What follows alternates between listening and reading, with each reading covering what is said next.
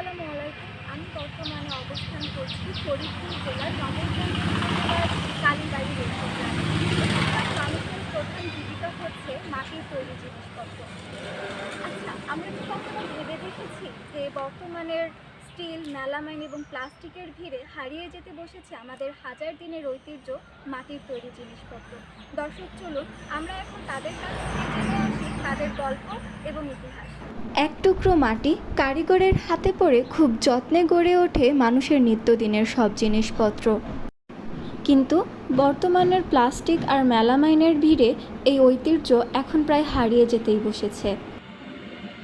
দেশ থেকে আমরা করে আসতেছি, তো এখন আমরা বেশি করি না। আমাদের তো এই কাজ এখন খুব কম চলে। এখন প্লাস্টিক বাইরে অনেক রকমের পালাপাল হয়ে গেছে। ভবিষ্যতে টিকে থাকবে না। আজকাল তো ছেলে পেলে অন্য অন্য অন্য লাইনে দিতে হইতেছে, কেননা এই কাজ তো করে সংসার চলবে না। এই জন্যই অন্য অন্য লাইনে দিতে। আমার ছেলেই তো ওই যে ওষুধের দোকানে থাকে, তাই যদি পারি ভাগ্যে থাকে তাহলে ওষুধের দোকান দিয়ে দেবো, ওটা করে খাবে। তাছাড়া কী করবে?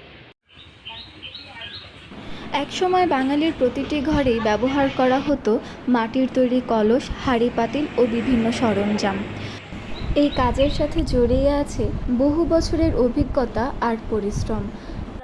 যেই কারিগরদের হাত ধরে আমাদের এই হাজার বছরের পুরনো ঐতিহ্য বহন করে, তাদেরকে কি আমরা সঠিক মূল্যায়ন দিতে পেরেছি? কিছু হয় না, যাক হয় বাইচে থাকা যায় আর কি। মাটি যে পূর্বশনী যখন কাটে তখন কিনে আনা হয় ছানা লাগে, কারা লাগে, পাড়াইতে হয়, আনাই আবার পুরাই আবার। দর্শক, আজকের মতো আমাদের জার্নি এখানেই শেষ করছি। দেখা হবে আগামী কোনো পর্বে।